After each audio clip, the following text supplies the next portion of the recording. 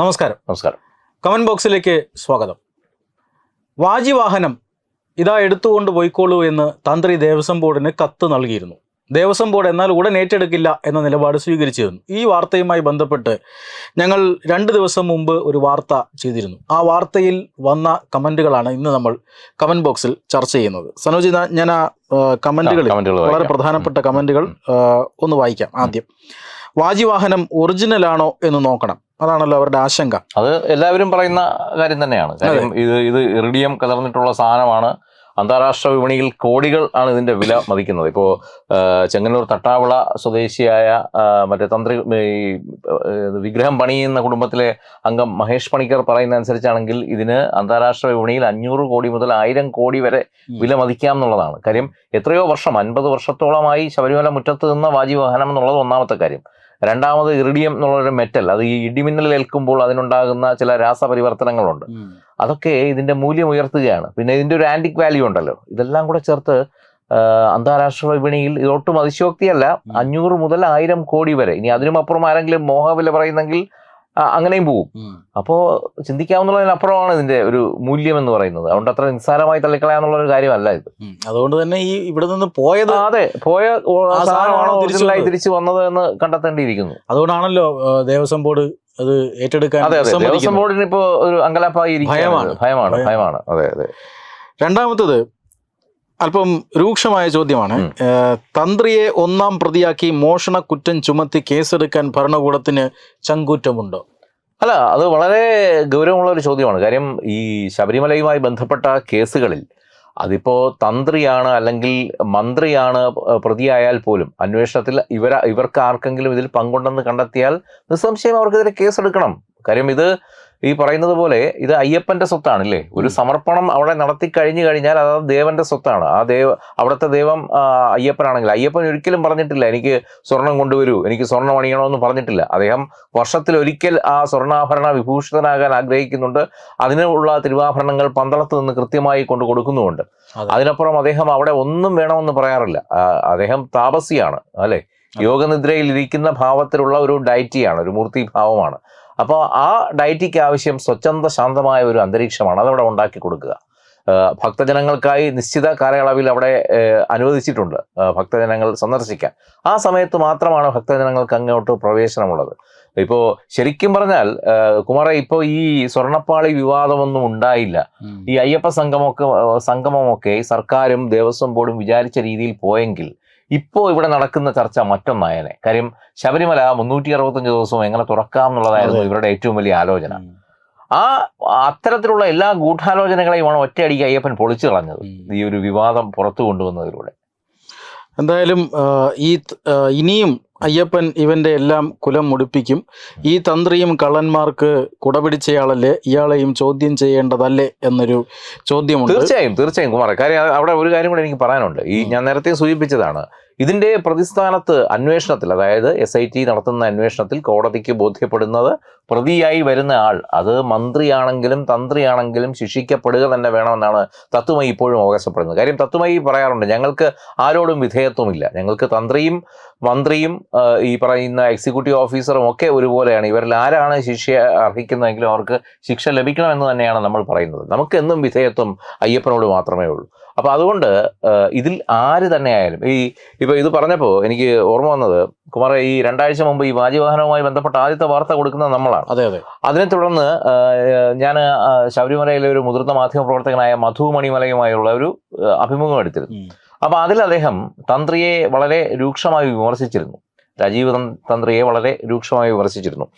ആ ഒരു ഈ ഇന്റർവ്യൂ പുറത്തു വന്നതിന് ശേഷം ഇദ്ദേഹം, അതായത് ഈ തന്ത്രി ആവശ്യപ്പെട്ടിട്ടാണോ ഇല്ലയോ എന്ന് എനിക്കറിയില്ല, എനിക്കൊരു കോൾ വന്നു. നമ്മളെ ഓഫീസിൽ ഇരിക്കുമ്പോൾ തന്നെ ഒരു കോൾ വന്നു. അമേരിക്കയിൽ നിന്നാണ് വിളിക്കുന്നതെന്ന് സ്വയം പരിചയപ്പെടുത്തിക്കൊണ്ടാണ് അദ്ദേഹം എന്നെ ടെക്സാസിൽ നിന്ന് വിളിക്കുന്നു എന്ന് പറഞ്ഞിട്ടാണ് അദ്ദേഹം സംഭാഷണം തുടങ്ങിയത്. അദ്ദേഹത്തിന്റെ പേര് വിജയകുമാർ ആണെന്നും പറഞ്ഞു. ഇതൊക്കെ ഒറിജിനലാണോ ഫേക്ക് നെയിം ആണോ എന്ന് കണ്ടറിയണം. എന്തായാലും അദ്ദേഹം പറഞ്ഞത്, തത്വമയി പോലുള്ള ഒരു ചാനൽ ശബരിമല തന്ത്രിയെ വിമർശിച്ചത് ശരിയായില്ല. അപ്പൊ ഞാൻ പറഞ്ഞു, ഞങ്ങളല്ലാതെ വിമർശിച്ചത് ഒരാളാണ്. ഞങ്ങളിപ്പോൾ ഒരു ഇന്റർവ്യൂ എടുത്തപ്പോൾ അതിൽ ഒരാൾ വിമർശിക്കുകയുണ്ടായി, അല്ലാതെ തത്വമയി അല്ല തന്ത്രിയെ വിമർശിച്ചുകൊണ്ട് ഒന്നും പറഞ്ഞത്.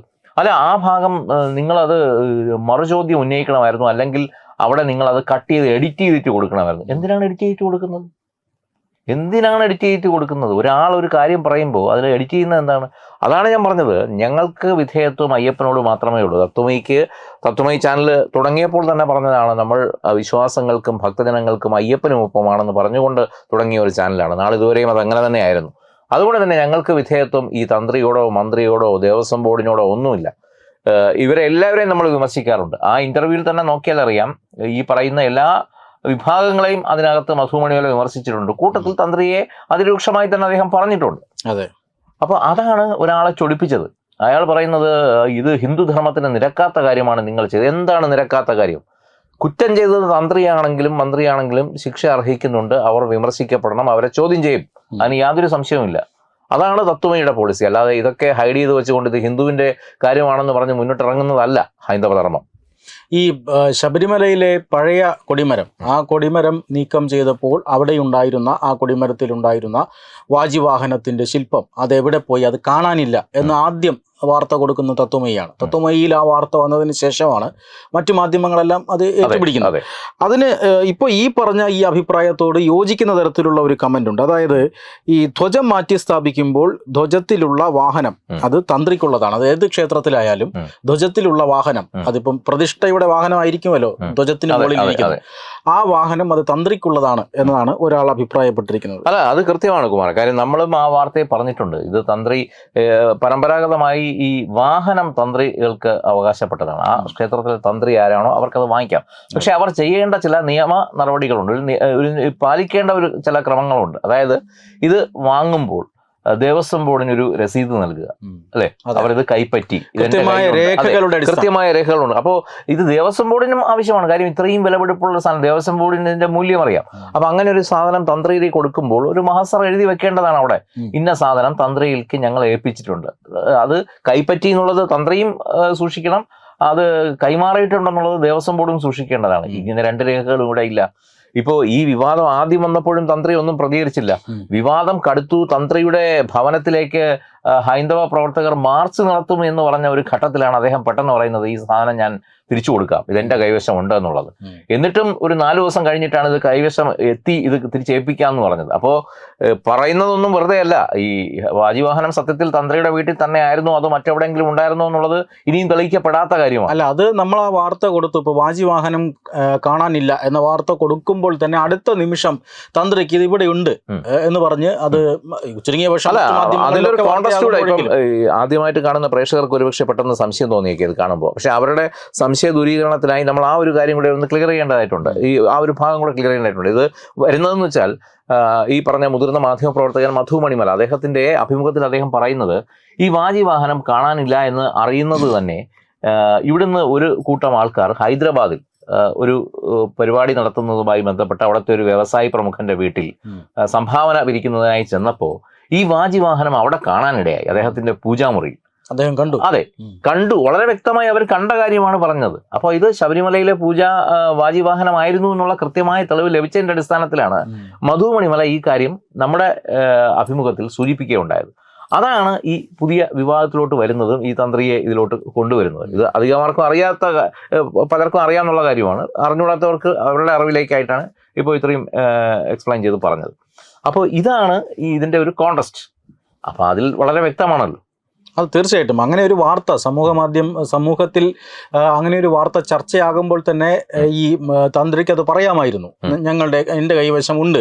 പക്ഷെ അതങ്ങനെയല്ല. അദ്ദേഹം 1 മാസം എടുത്തതിന് ശേഷമാണ് പറയുന്നത് ഇപ്പോൾ എൻ്റെ കയ്യിലുണ്ട്, അത് തിരിച്ചെടുത്തോളൂ എന്ന്. മാത്രമല്ല, ഇത്രയും മൂല്യമേറിയ ഒരു വിഗ്രഹമൊക്കെ തന്ത്രിയുടെ അവകാശമാണ് എങ്കിൽ കൂടി അത് ഒരു എന്താണ്, ഒരു ചടങ്ങ് മാത്രമാക്കലല്ലേ പതിവ്. ഇപ്പോൾ നമ്മൾ ഈ പ്രതിഷ്ഠാ ചടങ്ങ്, കൊടിമര ചടങ്ങ് ഇതൊക്കെ നടത്തുമ്പോൾ തന്ത്രിക്ക് അല്ലെങ്കിൽ അവിടെ വരുന്ന ആ ബ്രാഹ്മണ പൂജാരിക്ക് ഗോദാനം നടത്താറുണ്ട്. ആ ഗോദാനം ഇപ്പോഴത്തെ കാലഘട്ടത്തിൽ എങ്ങനെയാണ് നടത്തുന്നത്? നമ്മൾ ക്ഷേത്ര പരിസരത്തുള്ള ഏതെങ്കിലും ഒരാളുടെ പശുവിനെ അഴിച്ചുകൊണ്ട് വരിക, അത് സാങ്കല്പികമായി ആ ബ്രാഹ്മണന് കൊടുക്കുക, പിന്നീട് അദ്ദേഹം അത് തിരിച്ചു തരും. അങ്ങനെ ഒരു ചടങ്ങാണ്. ഏറ്റുവാങ്ങിയിട്ട് ദേവസ്വം ബോർഡിന്റെ ഭണ്ഡാരത്തിലേക്കാണ് തിരിച്ചു കൊടുക്കാൻ. തീർച്ചയായും ഇത്രയധികം മൂല്യമേറിയ ഒരു വസ്തു നിയമപ്രകാരമായാലും ഇപ്പോൾ ആചാരപ്രകാരമായാലും അദ്ദേഹത്തിന് അത് ഏറ്റുവാങ്ങി കൊണ്ടുപോകാൻ എന്തായാലും എന്തായാലും പറ്റില്ല. അപ്പൊ അദ്ദേഹം തിരിച്ചേൽപ്പിക്കേണ്ടത് തന്നെയാണ്. കഴിഞ്ഞ ദിവസം ഇത് സംബന്ധിച്ച മാധ്യമപ്രവർത്തകർ ചോദിക്കുകയുണ്ടായി. അപ്പൊ അദ്ദേഹം പറഞ്ഞത് ഇത് ആരെങ്കിലും അവസ്ഥത്തിനടുത്ത് വീണ്ടും പൂജിച്ചു കഴിഞ്ഞാൽ ഇതിൽ ദോഷമുണ്ട്, ആ ദോഷം ആർക്കും വരരുതല്ലോ എന്ന് കരുതിയാണ് ഞാൻ എടുത്തുകൊണ്ട് പോയതെന്ന് അദ്ദേഹത്തിൻ്റെതായ ഒരു ന്യായീകരണം പറയുന്നു. അത് അദ്ദേഹത്തിന്റെ കയ്യിൽ നിന്നും പോയെന്നും പിന്നീട് പൂജിക്കപ്പെട്ടു എന്നുമാണല്ലോ തെളിഞ്ഞിരിക്കുന്നത്. അതെ അതെ അതെ. അപ്പോൾ തീർച്ചയായിട്ടും അപ്പോൾ മറ്റൊരു പ്രധാനപ്പെട്ട കാര്യം, അദ്ദേഹം ഇതുവരെയും ഈ വാക്ക് പറഞ്ഞിട്ടില്ല, അത് എനിക്ക് അവകാശപ്പെട്ടതാണ്, തന്ത്രിക്ക് അവകാശപ്പെട്ടതാണ് എന്ന് അദ്ദേഹം പറഞ്ഞിട്ടില്ല, ഇതുവരെയും പറഞ്ഞിട്ടില്ല എന്നാണ് ഞാൻ മനസ്സിലാക്കുന്നത്. ഈ പൊതുവെ ഈ തന്ത്രശാസ്ത്രവുമായി ബന്ധപ്പെട്ട് പറയുന്നത്, ഈ ക്ഷേത്രങ്ങളിൽ ഇത് നടക്കുമ്പോൾ, അതായത് പുനരുദ്ധാരണവും മറ്റും നടക്കുമ്പോൾ, പുനഃപ്രതിഷ്ഠ നടക്കുമ്പോൾ, ഈ പഴയ കാര്യങ്ങൾ, അതായത് ക്ഷേത്രവുമായി ബന്ധപ്പെട്ടുള്ള പഴയ കാര്യങ്ങൾ, അത് ഈ തടിയിലുള്ള വസ്തുക്കളാണെങ്കിൽ അത് ചിത കൂട്ടി കത്തിച്ച് കളയണം. അതായത് ഒരു മനുഷ്യന്റെ ആത്മാവ് മാറിക്കഴിയുകയാണ് അല്ലേ, ശരിക്കും ഇതിലും സംഭവിക്കുന്നത് അങ്ങനെയാണ്. അവർ ആ ജീവാംശത്തെ ആവാഹിച്ച് പുതിയതിലേക്ക് മാറ്റുകയാണ്. അപ്പോൾ മറ്റത് ജഡാവസ്ഥയിലാവുകയാണ്. ആ ജഡാവസ്ഥയിലായത് തടിയിലുള്ളതാണെങ്കിൽ അതിനെ ഈ പറഞ്ഞതുപോലെ ചിത കൂട്ടി കത്തിച്ച് കളയണം. ഇനി കരിങ്കൽ, കൃഷ്ണശിലയിലൊക്കെ ഉള്ള പഴയ നിർമ്മിതികളുണ്ടല്ലോ, അങ്ങനെയുള്ള സാധനങ്ങളാണെങ്കിൽ ഒരിക്കലും അത് പൊങ്ങി വരാത്ത രീതിയിൽ ജലത്തിൽ നിമഞ്ജനം ചെയ്യണം എന്നുള്ളതാണ്. ആഴമുള്ള ജലാശയങ്ങളിൽ നിമഞ്ജനം ചെയ്യണം എന്നുള്ളതാണ്. അതുകൊണ്ടാണല്ലോ പല എക്സ്കവേഷൻസിലും ഒക്കെ നടക്കുമ്പോൾ പലർക്കും പല ക്ഷേത്രകുളത്തിൽ നിന്നും ഒക്കെ പഴയ വിഗ്രഹങ്ങളും മറ്റുമൊക്കെ കിട്ടുന്നത് ഇല്ലേ. ഇപ്പോഴും അത് സംഭവിക്കുന്നുണ്ട് നമ്മുടെ നാട്ടിൽ. അതിൻ്റെയൊക്കെ ഒരു പുറകിൽ ഈ പഴയ കാലത്തുള്ള ഈ ഒരു ആചാരം തന്നെയാണ്.